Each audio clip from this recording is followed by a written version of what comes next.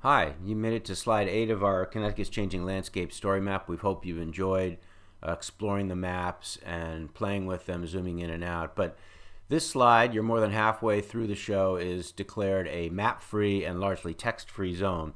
But we wanted to summarize at this point, and to do that, we want to talk a little bit first about area. So most of us have an intuitive feel of what an acre is, a modest house on a modest lot in the suburbs. And if you take 1 1/3 of those, that's about the size of a football field. So we'll use this unit of area to just summarize the daily changings that we're seeing in our landscape. So if we look at the right of the slide as things that gain and the left at things that lose, we're going to look at the big winners and losers of our 4 land cover categories.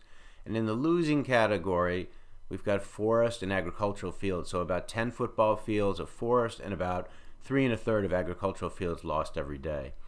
Balancing that out largely on the other side, on the winning side, almost 8 football fields worth of development every day and about 3 1/3 of turf. Remember, this is daily, so pretty dramatic. So we've talked a little bit about how much, we've talked about when and where, but you might be thinking at this point, so what?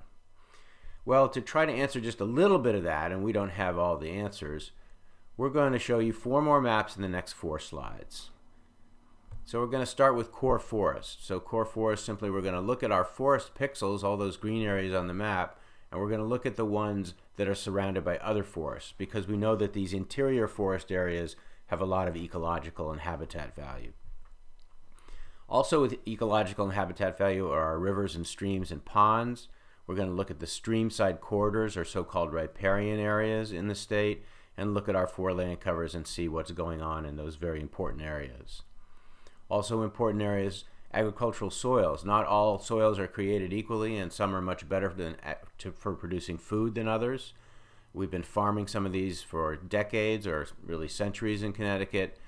But the thing is that the soils that are good for agriculture are also good for growing houses, and so we're going to look at what's going on our agricultural soils. And lastly, we're going to look at our watersheds. A watershed is simply an area that drains to a common point. There are watersheds of different sizes. We're going to look at relatively small watersheds in Connecticut and look at the amount of impervious surfaces, or man-made hard surfaces, that are in those watersheds, because the scientific research tells us that those surfaces are very closely related to the health of the watershed. So we hope you enjoy the rest of Connecticut's Changing Landscape.